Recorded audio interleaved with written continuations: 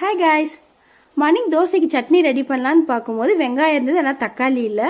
போயிட்டு வாங்கிட்டு வந்து சமைக்கிற அளவுக்கு டைமும் இல்லை. சரி, நீ குயிக்காக நான் தேங்காய் சட்னி தான் பண்ண போகிறேன். தேங்காய் நிறைய பேருக்கு இந்த மாதிரி எடுக்க கொஞ்சம் கஷ்டமாக இருக்கும். இது ஈஸியாக வரதுக்கு ஒரு டிப்ஸ் இருக்குது. இந்த தேங்காய் மூடி நம்ம ஃப்ரீசரில் வச்சுட்டு யூஸ் பண்ணுறதுக்கு ஒரு 5 மினிட்ஸ் முன்னாடி மட்டும் வெளில எடுத்து வச்சோம் அப்படின்னா ரொம்ப ஈஸியாக வரும். ட்ரை பண்ணி பாருங்கள். இப்போ தேங்காய் சட்னி எப்படி பண்ணுறதுன்னு பார்க்கலாம். தேவையான அளவுக்கு தேங்காய், ஒரு 3 ஸ்பூன் பொட்டுக்கடலை, 3 பச்சை மிளகாய், ஒரு 4 பல் பூண்டு, சட்னிக்கு தேவையான அளவுக்கு உப்பு. தேங்காய் சட்னிக்கு மட்டும் உப்பு கொஞ்சம் கூட்டிட்டாலுமே டேஸ்ட் நல்லாவே இருக்காது. ஸோ பார்த்து கொஞ்சமாக சேர்த்துக்கலாம். இப்போ இது எல்லாத்தையும் நல்லா அரைச்சாச்சு. கொஞ்சமாக தண்ணி மட்டும் சேர்த்துக்கலாம்.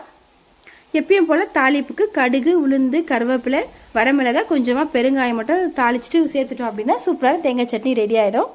தோசை கூட வச்சு சாப்பிடும்போது ரொம்ப டேஸ்ட்டாக இருக்கும். இந்த ரெசிபி எப்படி இருந்தது சொல்லுங்கள். இந்த ரெசிபியோட நெக்ஸ்ட் வீடியோவில் பார்க்கலாம். பாய்.